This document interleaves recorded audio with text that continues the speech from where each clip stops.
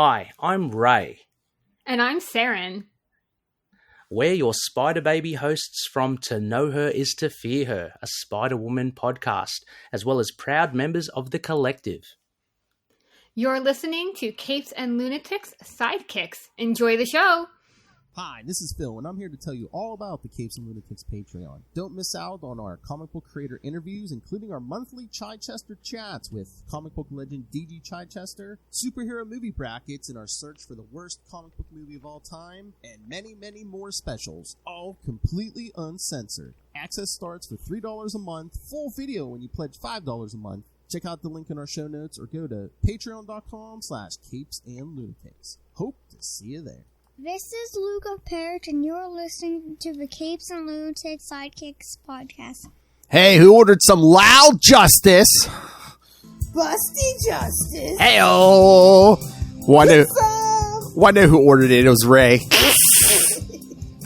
That's right, kids. Welcome back to another episode of Unlimited Justice. Lilith Hellfire's back, baby. Did you miss me? That's right, after our 5-week trip to the 31st century with Mr. Will Allred. Lilith's back! And we're here to, because Ray demanded it.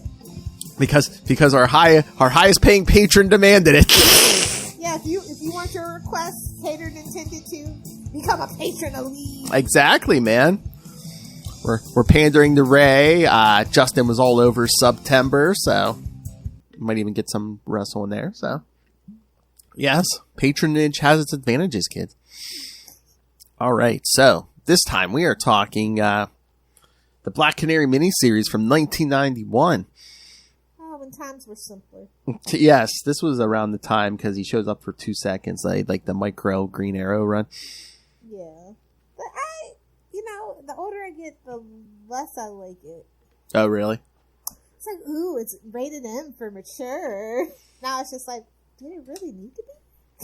What, with Oliver Queen stupping anything that moves, yeah? I mean, we see worse on regular books now. Look at you, Hal Jordan. Yeah, but remember the time period it was. People were still under the impression only children were reading these things, and, I guess. There's an issue where he puts an arrow through a man, yeah, it's like, the blood dripping. You saw that on the TV show at 8 o'clock, what are you talking about? Yeah, but blood and stuff dripping off that arrow, I mean... Yes, I'm just desensitized. As a child of the 90s, I'm just desensitized. Again, they thought 10-year-olds were reading these little, sometimes, so. Again, if your parents are giving you money for the comic book, maybe scan the comic book. Just saying. Tippy Gore, I blame you, Tippy Gore. Alright, so, should we dive into these? Let's get into it. Alright, so, Black Canary #1 from November 1991. And where's my feedback, Ray? You said you thought you read these already. I'm sure we'll be able to patch it in for the podcast. That's true. November 1991, New Wings, Part 1 of 4, Domestic Troubles. This bird can fly. This bird will sing. There we go. Hey, writer Sarah Byam. Do you know this person? I wasn't familiar. Outside of this, no, can't say that I do. Okay. It just says she works for DC Comics, and it's a writer. Yeah, it just says she's a writer. I'm not seeing any other credits, so. They gave the kid a shot, and she did pretty good. Oh, yeah, no, I had no problem with this story. I just wasn't familiar with the name. I was like, no, in fact, it was good enough. I'd be like, I would give anything else she wrote a try. Penciler Dick Giordano and Trevor Von Eden. Oh, wait, I think she does work for Dark Horse now. Oh, really? Or used to. Yeah. Okay. It's been a minute, but I do know she did have a Dark Horse book. Oh, maybe I'll have to do a more thorough search after this. Yeah. I don't know if the Dark Horse book was Billy 99, but I think that's actually what she's most known for is a book called Billy. That's Billi, and okay. Then the number 99. But yeah, the DC stuff, I don't think she ever did write for DC again. Oh, okay. But yeah, I'll give that a try. But yeah, Dick Giordano and Trevor Von Eden, pencilers, inker Dick Giordano. Somebody's getting their shekel. Dicky boy! Colorist Julia Laquement. Oh my god, it's 2 women on a book in 1991? What? They gave it a shot. They were setting her up for the best they could do in the 90s. Were they testing like, we don't want Mike Grell touching this. Somebody get somebody on the phone. Were they I heard he low-key wanted to do a rated M book for Black Canary as well. Oh, really? Yeah. So I think that's probably why they went the opposite way and let 2 women work on the book. I was going to say, were they testing the waters for a monthly? We all know what happened to Green Arrow after a while, where it was like, oh, okay. Yeah. If you know, you know. I don't even want to talk. We shall not speak of it. So were they testing the waters for a Black Canary book, maybe? Oh, like a monthly? Yeah. That's what this was supposed to. Black Canary has always had her issues, unfortunately, as a standalone character. Yeah.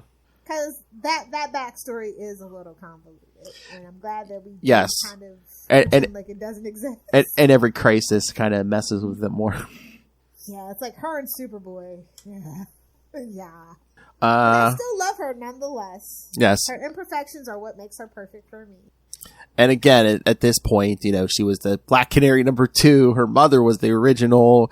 She was a. It could be worse. You could be one of the canaries from frickin' the Arrowverse. It could be worse. That is true. Yes, and she was a founding member of the Justice League after they redid that whole origin and Wonder Woman wasn't there. As she should be. Oh yeah, no, that's a good fill-in if you're not going to have Wonder Woman in that origin. Letter Steve Haney and editor Mike Gold.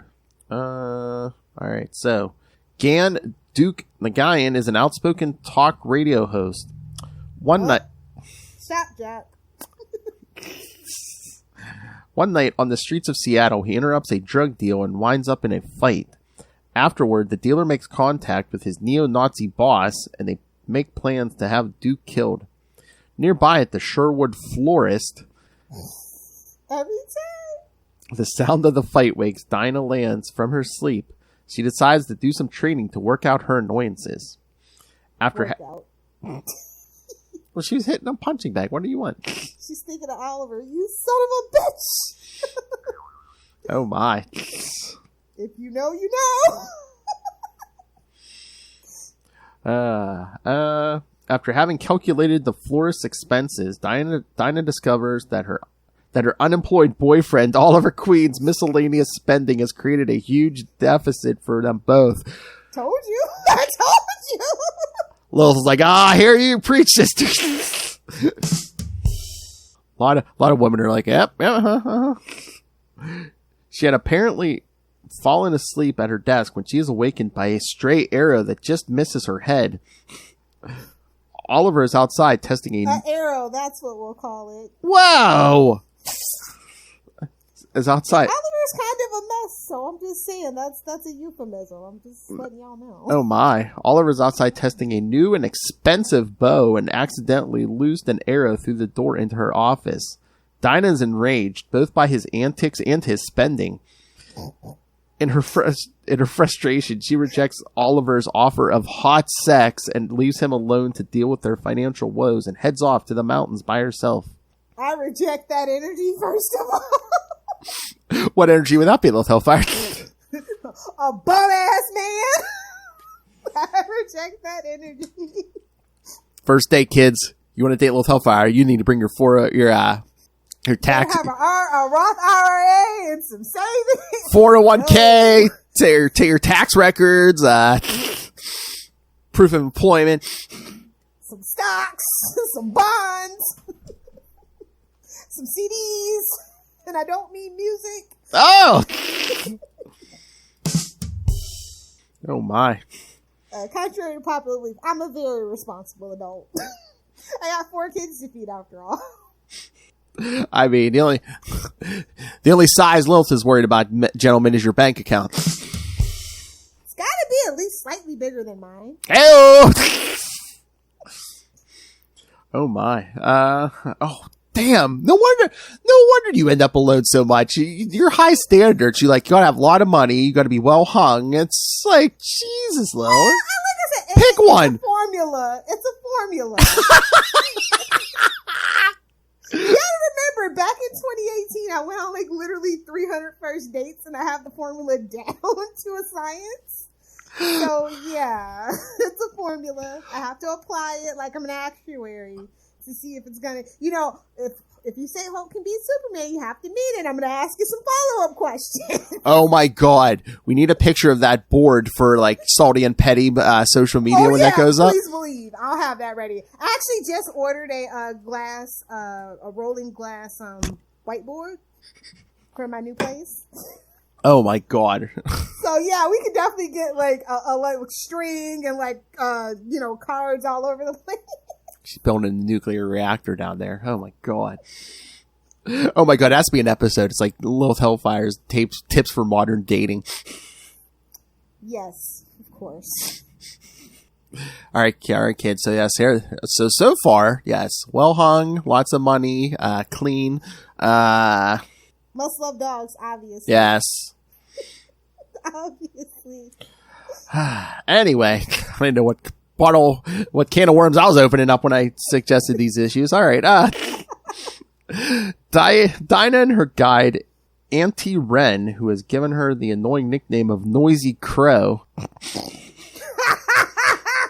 Hater. Hater alert. Go drink your haterade. Climb the mountains within the rainforest of the Quinault Indian Reservation. At the top of the mountain, they encounter Duke, who is acting as Asian language translator for the tribe in their negotiations for selling lumber. I just got a flashback to he speaks perfect Mandarin.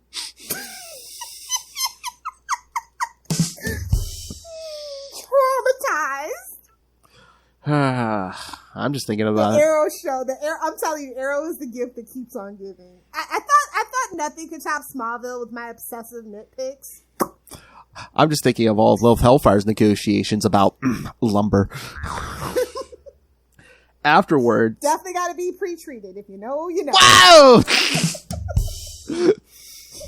Oh man, Salty and Petty's gonna be epic, bro. It's gonna be so epic. None of those disease trees, kids. Call your local arborist, fellas. Wood, Jerry, wood. Afterwards, Duke begs a ride to the ferry back to Seattle with Dinah, and she complies. Meanwhile, men sent to kill Duke head back to the ferry as well. At the ferry lounge, Duke is Shut up. Duke is flirtatious with Dinah. Well, this is the time to do it. And guesses that she must be a cop by her demeanor. While Dinah's in the restroom, not this era. While Dinah's in the restroom, the thugs catch up to Duke and knock him unconscious, dragging him away. Dinah happens to see the altercation and changes into her Black Canary costume. She intervenes, throwing one of the thugs overboard and tying the other one to a winch. The Port Authority come after her, but she evades them, changing back into plainclothes. When they question Duke, they simply respond that the thugs slipped. On the ride home, Duke deduces that Dinah is Black Canary and wonders how he can thank her. Yeah. Buy some flowers from that damn shop so the tax people don't come knocking. My boyfriend's this is a drug front, clearly. Elsewhere in a military... Oh, no, they don't have money if it was a drug front. Elsewhere on a military base, a soldier is ordered to shoot an innocent man. I was going to say thoughts on the first one, but I think we have your thoughts on the first one, Lilith Fire. Now, I think it's a great start to these issues, for sure. It's definitely the foundation. Yeah. You probably want to reread it one more time if it's your first time reading, just so that it really sinks in the place that she's in. Mm-hmm. I think this is a perfect modern setup for her. I really enjoy these issues. So yeah, oh yeah. Like I said, I would have been down for more of this. All right, ready for a second one? Let's go. All right, Black Canary number 2, December 1991. Basically the same team, except Dick Giordano's just on inks now, not pencils. He was just trying to give it the best launch he could. That's right. Hey, launch party? Why does it say lunch? Tax purposes. Dinah Lance and her new friend, Gan the Guyan, a Vietnamese-American talk radio host, enjoy a picnic overlooking the water. Gan reveals that he once used to work on a fishing boat, using the travel as a means of canvassing neighborhoods for information about his father, of whom there seems to be no record, alive or dead. Now Gan fights the drug trade in Seattle's Chinatown with some success. However, he still sees opposition from skinheads and Senator Garinger, whose war on drugs is worse than no help at all. Burn. I know. I was like, really?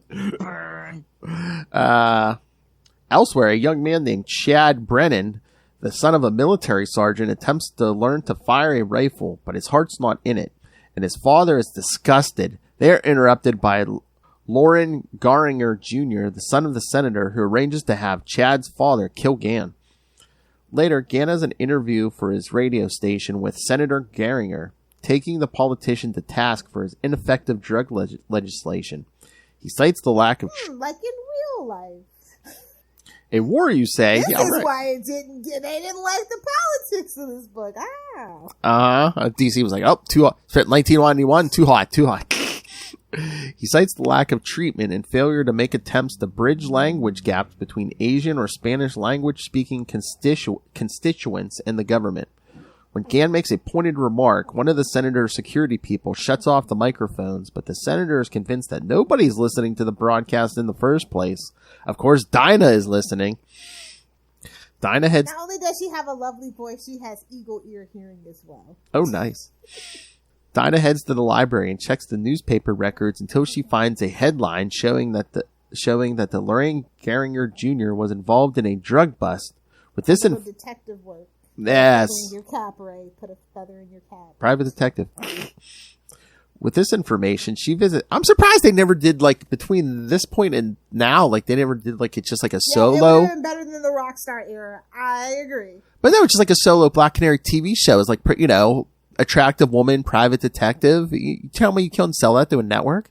I'm pretty... Oh, you know what? I don't know if you remember when Paul Blackthorne left, Arrow, he actually had a show on NBC where his daughter was a pretty blonde detective. Oh. I can't remember the name of that show, and it only lasted one season, but it sells. It was on NBC, to be fair. Yeah, NBC. We all know how NBC does superhero shows. Or hell, you can even like adult it up a little, like an HBO or somebody. well, okay, not modern HBO. No. Let's get, since Netflix did Sandman so lovely, I say we can give them one more try. They didn't do Jupiter's Legacy any justice, but that's more a Mark Millar problem. Yeah, or what about like Paramount or somebody? Well, they don't want to do business with them, but I think they would still actually be willing to do business with Netflix. Oh, okay. Because Sandman has done so well for them, and they did take the care and time for it. So there you go. That's all I'm saying. I think Netflix is the only streaming service that they would probably be open to doing business with right now, because Paramount obviously is a rival studio. So is, you know, anything with Hulu or Disney. Well, let's do that, kids. I need a Black Canary show so bad. Seriously, season 1, you know, keep all their superheroes out of here. Yeah, just do like a straight up detective thing. Leather and motorcycle bikes. I'm just saying, it sells itself. You know, to be undercover or something, you know. Exactly, and you know, the boys would be here for it. You know. Listen. Call me when you get your stuff together, Discovery Bros. Call me. I actually already have a script written somewhere. But to find it on the cloud. But you know that show would be successful. You know people would be down for it. Sounds like a plan, Jan. Cast is Black Canary. That is the problem. I mean, it doesn't necessarily have to be a blonde, because we can always what? Well, I'm gonna keep it classic, so I am not subjecting another black actress to DC vitriol fanboys. Ooh, yeah, no. Blackwashing. Yeah, no, I need a blonde. I'm sorry. Yeah, but if we do like this era of comics, I mean, it could be a woman who throws a blonde wig on. Yeah. I would honestly go with either Dove Cameron. Choice. Elle Fanning. I love the Fanning family, so I'm always here for that. And then you also have the ever fan favorite Chloe Grace Moretz. She has a really huge fan base. And, you know, we have to get it young, so we have potential. So otherwise, I would pitch other people if I wasn't thinking like young 20-something. And then we just need someone who can do the fight training and stuff. And no stunt doubles, okay. I mean, but to be fair, I will say that, who played Sarah Lance? Katie Lotz? Yeah, Katie Lutz. She was actually a dancer, so she did get to do a little bit of the stunt. Yeah. But yeah, it would be nice to have a female action hero. It would be cool, like Maggie Q. Yeah, all her work on the Femme Nikita. That would be pretty awesome. And again, if we do that in Canada, the show where it is like a long blonde wig, I mean, you get that in the way, man. Yeah, you can get anybody. You could throw some stunt people in there, yeah. I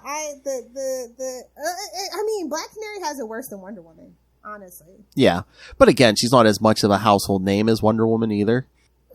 I mean, the Arrowverse, she's more well known from like the Arrowverse and stuff, but I mean, like I said, Wonder Woman's been a flop, so it's debatable at this point. Yeah, I think we need to build something around a new Black Canary. Yeah. Always down. Call me when you get your act together. And again, would Black Canary be more relatable than a Wonder Woman? Definitely. All right. Dinah heads to the library and checks the newspaper records. Showing. With this information, she visits Gann at his apartment, who is unconvinced by the news article that it would serve as proof that the senator is crooked. Dinah admits that she sees conspiracy in most things because she's been through some difficult experiences. Gann reveals that he already knows that Dinah's Black Canary, just like her mother before her. Dinah. Ooh, I was hoping they wouldn't bring. This is like I was hoping you wouldn't bring that up. Now I have to snap your neck. Nah. Dinah feels as though being tortured years ago rendered her helpless when she ought to have been stronger. Yeah, micro. Who lived up to the obligation. Exactly. And lived up to the obligations of being a hero. Gann takes her into his arms and comforts her, reminding that she is only human and that being human has its merits. What's he trying to say? No clue. Elsewhere, a drug operation being run by a man named Mr. Drake and his compatriot Sooner becomes aware of a broadcast being made by Gann from the streets of Chinatown. Gann calls on the citizens to rebel against the drug trade there. Dinah overhears the broadcast and, fearing for Gann's safety, goes out after him. As she heads towards Gann's location, Sergeant Brennan finds a perch to snipe from, getting Gann in his rifle sight. As Dinah and the police attempt to stop Gann's protest for the civilian's safety, the sergeant shoots Gann in the shoulder, and the police become engaged in a gunfight with nearby drug lords. Dinah and Gann rush into the drug den as Mr. Drake uses his own girl as a hostage against the police. As Dinah takes out many of the drug dealers, Mr. Drake realizes that he'll get out more easily if he kills all of his accomplices. When Dinah and Gann can know his secret. Exactly. When Dinah and Gann make it into the room, Drake is gone and only one man is left alive to take the blame. Yes, some drug addict. Dinah blames Gann for the deaths, claiming that if he hadn't pulled his rebellion stunt, none of this would have happened. Meanwhile, Drake escapes through the sewers. Can I get a ride on your alligator back, bro? I was going to say, not quite a clean getaway.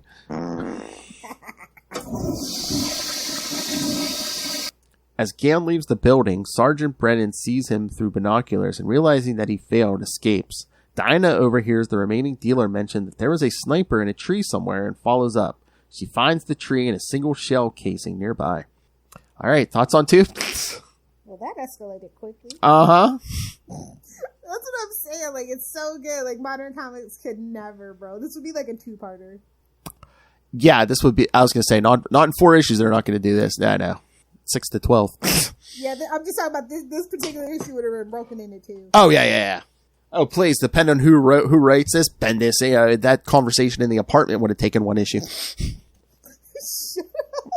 You know it's true. Shut up. What did you say? I said being human is great. What? Oh, never forgive, never forget. Never. Bendis. Answer for your crimes, sir. All right. So anything else? Should we move to the third one? Let's definitely get to the third one, because this is where things get juicy. I love how, Lilith gets all with me for dropping a little Bendis hate, But meanwhile, she's like, you have to come with a big penis, a big bank account. I'm just saying, we gotta match energies. We gotta be equally yoked. Whoa. That's right. That's all. That's right, kids. That's fair. She's gonna yoke you from behind. Trying to doggy punch me. I'm telling you, man. Everyone, you come for Salty and Petty because we keep giving you previews of it. uncensored and unhinged. Trying to donkey punch him now, bitch. Oh, damn. All right. All these covers are good, but like the first one, this third one's pretty good. Black Canary, number 3 from January 1992. New Wings, part 3 of 4. Somebody's Keeper. Commend these broken wings. Somebody told me that you had a boyfriend. Oliver Queen does sometimes kind of look like a girlfriend. Wow! When he shaves, I'm just saying. He's a pretty guy. He sure does have a pretty mouth. That's some rich people beauty there. After the failure of Sergeant Brennan to assassinate Gan Nagayan, Lauren Garinger Jr., the son of a senator, orders a drug drop site to be moved to a different location. Dinah Lance and Gan brief Lieutenant Cameron on what they've discovered. After Gan had staged a protest in Seattle's Chinatown against a crack house, someone inside the crack house opened fire. However, Dinah believes that there was also a sniper who knew of Gan's plans and simply took advantage. She believes that the senator and his son are involved in the drug trade and that Gan was an embarrassment to them. Cameron demands more evidence to support the theory, though. Mr. Drake, a drug dealer involved in the shootout, has gone rogue and hides in a derelict building. Meanwhile, Dinah and Gan are in the same part of town, arguing over the fact that Gan's protest got 2 people killed. As they argue, Gan discovers a sick addict unconscious on the street and picks him up. He asks whether it's worth the risk to take action and not feel helpless anymore like these addicts do. Dinah relents and has Gan take the addict to the hospital while she follows Drake's trail from the crime scene. Elsewhere, Lauren Garinger Jr. arranges to have his father appear at the false drop site for his drug deal in hopes that Drake will appear there also. His plan is to have his father gain publicity while Drake is caught one way or the other. Meanwhile, Dinah discovers Drake's location. She is surprised by Gan, who appears beside her. Drake hears them and, thinking that they might be the younger Garinger, calls out. However, he begins shooting blindly at them moments later. Gan distracts Drake while Dinah sneaks up on him. Drake manages to notice Dinah and gets his hands around her neck, threatening to kill her. Gan reveals himself, however, pointing out that with all of the methane gas from the sewage system, he could kill... Wait a minute. Methane gas, you say? Could kill them all by using his cigarette lighter. Yeah, right, Lilith. He could light that methane gas.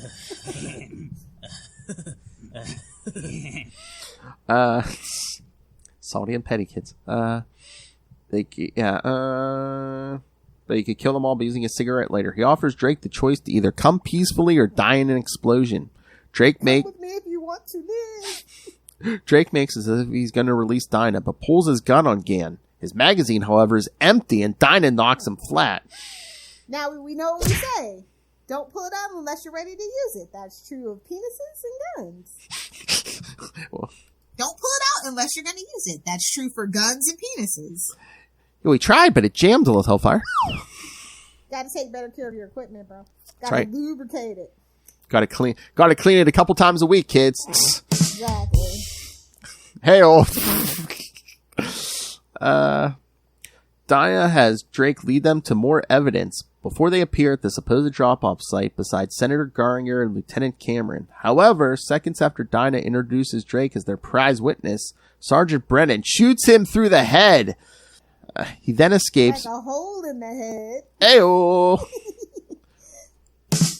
Vowing to kill both Gan and Dinah next time. I'll get you next time.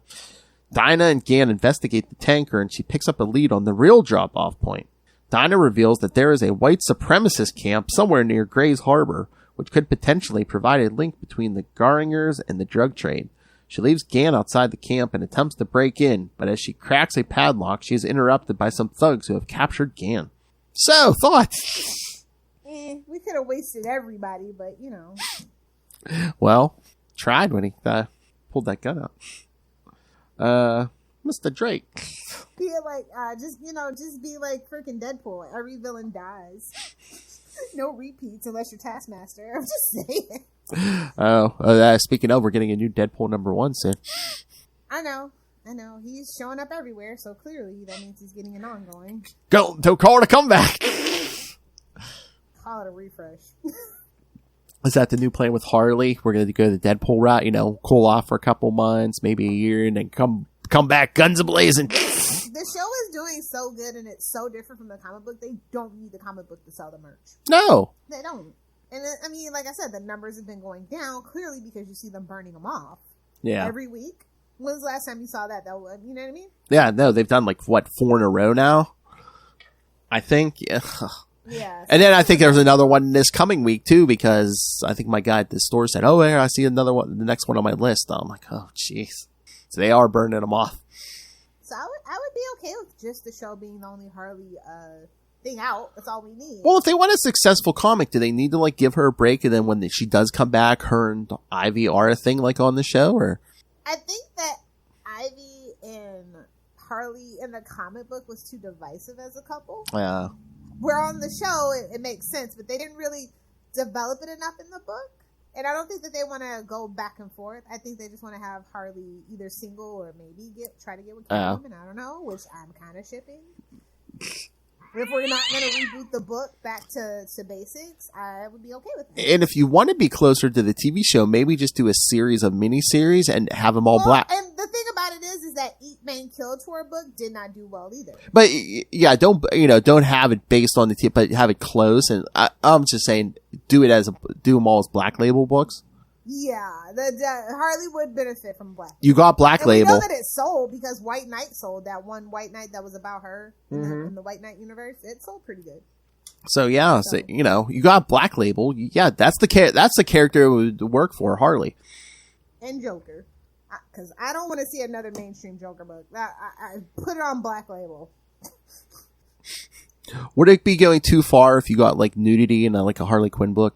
I think it would. People would see it as gratuitous because she's a woman, and I don't think that that's a fair criticism, but I think that would be a common criticism because people don't really understand. They just like to overreact. Yeah. You know what I mean? Although there are fanboys, I think it would do good numbers. Fair, if it was Amanda and Jimmy, no tea, no shade, if they were doing the Black Label book, I would be offended by the nudity because that absolutely would be gratuitous. Yeah. Because of everything that they wrote on the mainstream book, I would just automatically not give them the benefit of the doubt. But if it was somebody new, maybe. There would be tasteful. It has to be tasteful. Yeah. There'd still be a ton of criticism, but I guarantee you that thing would sell out.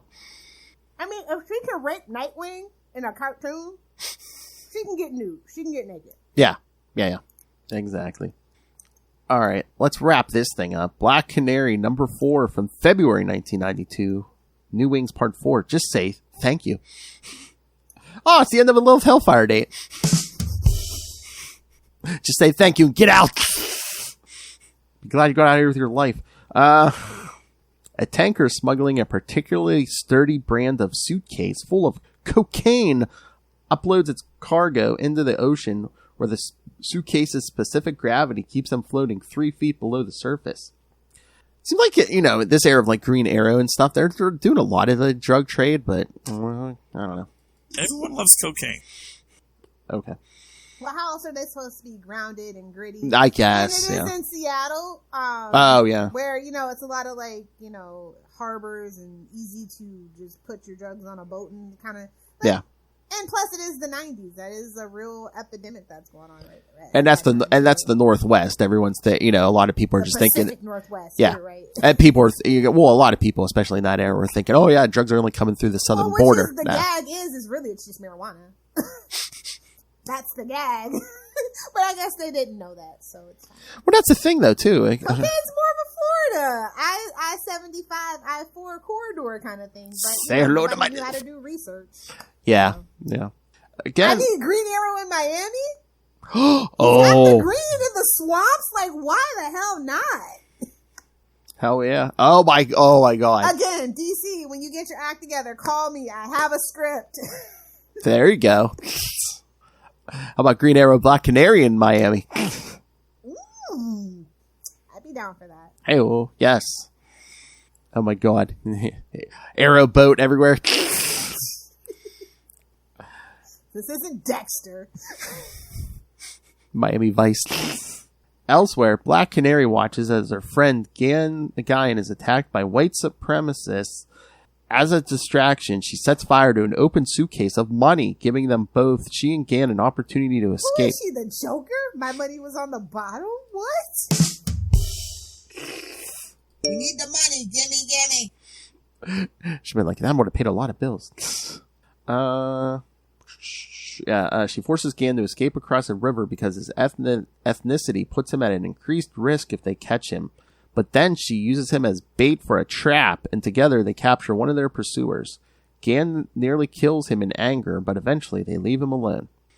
Meanwhile, Chad Brennan, the son of a military sniper turned assassin, grows disgusted with his father and drives off late at night in his truck. As he drives, he comes across Dinah and Gan climbing over a barbed wire fence. He offers them a ride, and Dinah leaves Gan with Chad, splitting up so they can try to stop the cocaine shipment. Dinah goes to the local sheriff, who expresses disbelief at the suggestion that a multi-million-dollar cocaine syndicate is coming out of one of the poorest communities in Washington. He dismisses her, and as she leaves, Dinah palms She's a woman. And the guy's probably in on it. Dinah palms a handkerchief from the sheriff's desk, noticing that it has a swastika emblazoned on it. Which, let me tell you, if you know, you know, that makes so much sense for the Pacific Northwest. Historically. Yeah. Mm-hmm. So, but every time somebody says detective work in the Pacific Northwest, all I can ever think of is that Nicolas Cage movie with the bees. Wicker Man, the Nicolas Cage version, yeah. Oh my. Later, Dinah spies on a tanker in the harbor, noticing the presence of high-powered guns, along with Lauren Garinger Jr., the son of a senator. She dives into the water and hotwires a nearby motorboat.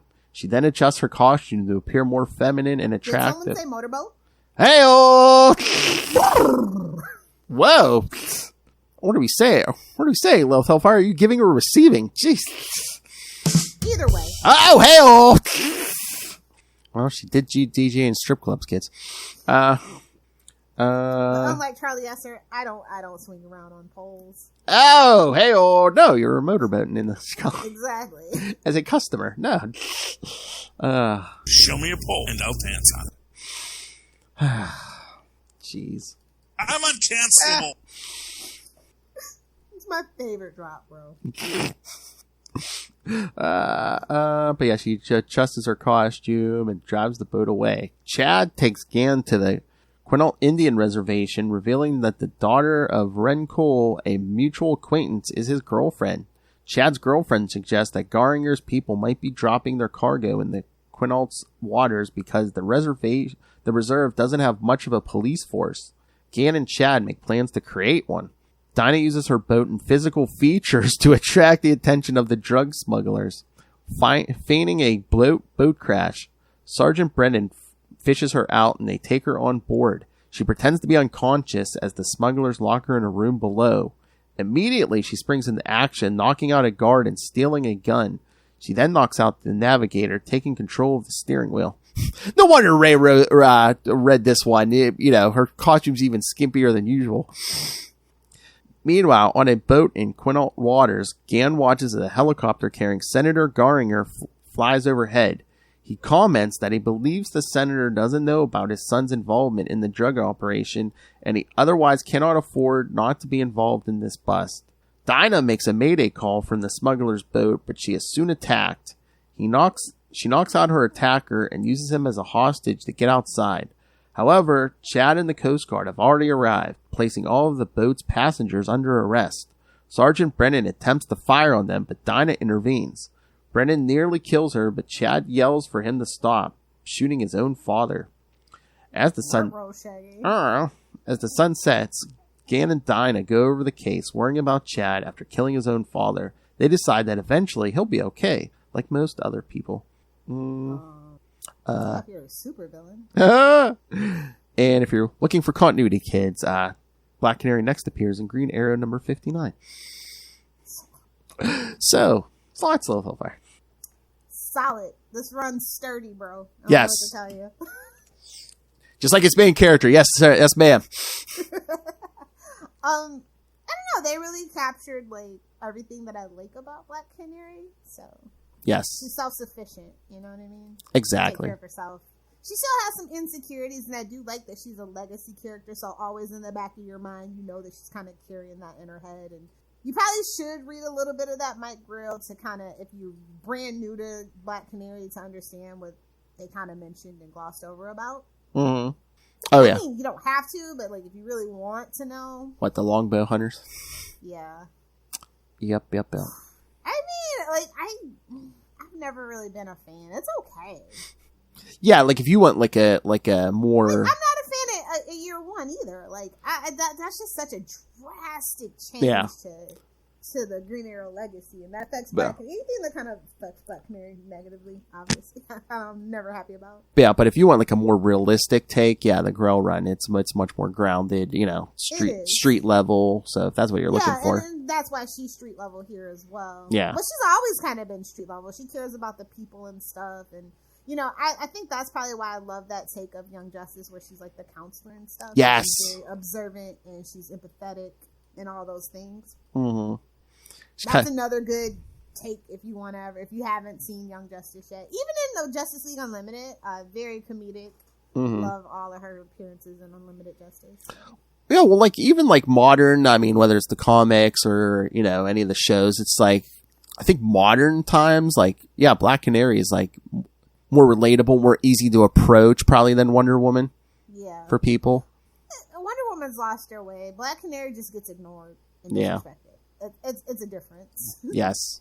But I like her in Birds of Prey. I think the Birds of Prey book's a really good way to get to know her as well.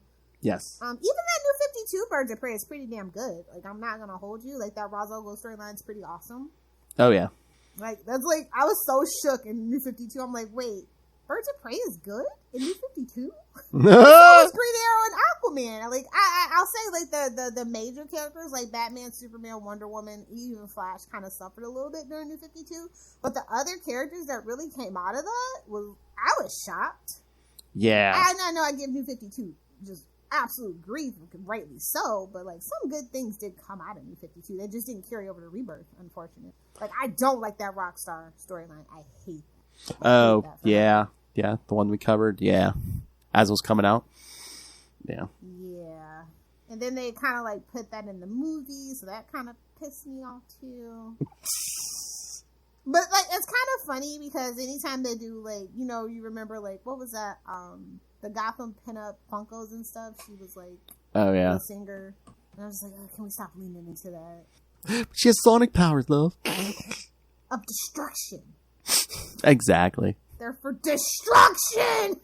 Let's level a building. Let's shake the world apart like Vibe. I'm just saying. Exactly. Let's do it. I like her power set. I think it's pretty cool. Oh, yeah. It's underutilized for sure, though. Well, yeah. Because here she had kind of lost it. But then that makes her have to depend on the physicality more. And I like that. Like I said, I like that she's really capable and competent hand-to-hand fighter. She can kick Batman's ass. It's canon. Look it up if you don't believe me. So, yes. That is my favorite. That's my favorite thing about Black Canary, honestly. Oh, yeah. Definitely. I do hate the fact that, like, when she grew up in Gotham, like, you went too far. You went too far with that one. I know, everything has to come back to Gotham. It's like, no! Put her in New York, something. Seattle is fine! There you go. But yeah, no, I highly suggest, I think this is a good start, and I hope that piques everybody's interest that hasn't really been in the Black Canary to kind of get into Black Canary. Like I said, I do recommend that New 52 run. One of the rare things from New 52 that I will recommend, so. Oh yeah, definitely. Yeah, that's pretty much all I have to say. Looking forward to the day when Black Canary can get a standalone book again. Yes! Definitely. Although I will recommend to Green Arrow and Black Canary Wedding. That's a pretty good one. Yeah. The art is absolutely great and the covers are freaking hysterical. Yeah. Although I was gonna say she might be on the waiting list to get her own book, because I mean, again, we don't have a Green Arrow book, we don't have an Aquaman book. I don't care about Aquaman anymore. Oh damn! Did they beat the love of Wonder Woman and Aquaman out of you? They did. Between the movies and the comic books right now. Oh, I hear you. To get Ted McGinley as his dad, like, I don't know what to tell y'all. Yeah. I don't know what to tell you. I hear you. That's what should have been in the movie. Oh my God! Now that Nicole Kidman and Ted McGinley should have absolutely been his parents. They messed up because they didn't call me. Yeah, those movies, Poor man. Ted McGinley. That's outrageous. Outrageous. So are we? So that Aquaman 2 is really happening, huh? I told you they're gonna Jersey Girl Amber Turd right out of it. They're gonna have to. Oh yeah. She's gonna die having that baby or something. I don't even know what Aquaman 2 is supposed to be about. What? She's not gonna I get. heard Black Manta still doesn't have a lot of screen time in Aquaman 2. So Why? well, first of all, the guy that they got playing Black Manta is way too good for DC at this point. Oh yeah. He literally blew up and was doing any and everything, and I was just like, they could always just recast because he's too good for them. I don't want to see another young black actor subjected to their trash tactics. I was gonna say, is he still under contract with them? I was like, Marvel, reach out. For realsies. All right, should we give the kids the homework? Give them the homework. All right. All right, so the next 2 weeks we're gonna be covering. There's a 12-issue Black Canary series from 1993. So yes, next week we'll cover the first 6 issues, and then in 2 weeks we'll cover the second 6 issues. Put your reading glasses on, boys. And I was gonna say young, but a young, not old man Ray Ray. An old man in Australia rejoiced. Rumpy pumpy. Get your wine, your tissues, no judgment. Wow! Gotta empty that wine bottle for something, huh? Ray's like, why is it always me? Don't worry, sometimes it's Russell. You gotta rub that one in. And once again, we're not talking about Kingpin's titties. Wow! We're not talking to Russell. And once again, thank you to our other patron, Justin, for really stepping up in September. Well, that escalated quickly. Appreciate it, but Mama's home. Scream it! Oh my. All right. So yes, kids. So send your thoughts. More Black Canary coming at you. You're welcome, Ray. Email us, CapesandLunatics@gmail.com, or call the voicemail 614-382-2737. That's 614-38-CAPES. And remember, you can find Unlimited Justice on Facebook, on Twitter. Join the Justice League Justice Society Facebook fan group. Find all our social media on, find links to all of it. Link to the YouTube channel again. Subscribe, completely free. Everything we do gets a video, including this. So smash that subscribe button so you don't miss any of it. Smash it. Smash it. And of course, please subscribe to the Patreon. Once again, you would think we would you would think we had deadbeat ex-boyfriends, because we don't have money. We're paying for this out of our own pocket. So What we do, come be a part of the Patron Elite. Come be our friend. That's right. That way you can tell us what to do. Float us some suitcases full of money. We won't question where it's from. But yes, $3 to $5 gets you early access to creator interviews, including the monthly Chichester chats. I got the good mic out for you guys. Always a good time. And of course, the opposite of a good time, superhero movie brackets. We will find the worst superhero movie of all time. If you want to see Phil's villain origin story, be sure to tune in. Excellent. How about new? So yeah, so find all that, or pick yourself up some Capes and Lunatics and Capes and Lunatics Sidekicks merch. You can find it all at Linktree, linktr.ee/Capes and Lunatics. All right. We already talked about this a lot of times, but all right. If anyone wants to talk about kicking men's asses, Lilith Hellfire, where can people get a hold of you? If you want to have a little 2022 dating advice, please be sure to follow me on Twitter at Lilith Hellfire, on Instagram at Lilith Hellfire69, and of course on TikTok, making all of the comments. Your post could be next, but none of the content at Lilith Hellfire69. Either do the 6 or do the 9. Oh, you don't want to know the things I've done. Let me get a ride on your alligator back. Put it here. Bigger, harder, stronger. Every time a 69 pops up, Lilith, well, not wings, but Somebody was trying to sneak it in. Somebody gets a Red Bull and a blue pill. hey-oh. Somebody's muffins getting buttered. That ain't my business. It's so salty. We're talking about Ray's new Twitter handle. You should change yours, Queen Salty. Am I I might have to make another one just for the Salty and the Petty show. Queen Salty and King Petty. Yes. Oh, damn. All right, kids. Thank you for joining us again. Join us 2 more weeks of Black Canary, and we'll round out the month with some Power Girl. You're welcome, Ray. Who says we don't pander to our patrons? Patron pandering at its finest. Oh, this month really is busting justice. Yes, ma'am.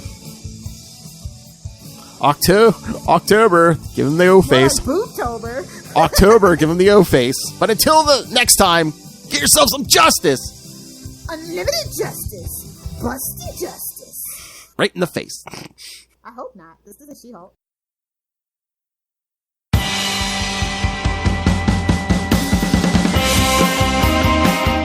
Hi, I'm one of the High Priests of Khonshu, Ray, and I have the sacred privilege of providing you, the loony listener, with a podcast honouring Marvel's very own Moon Knight.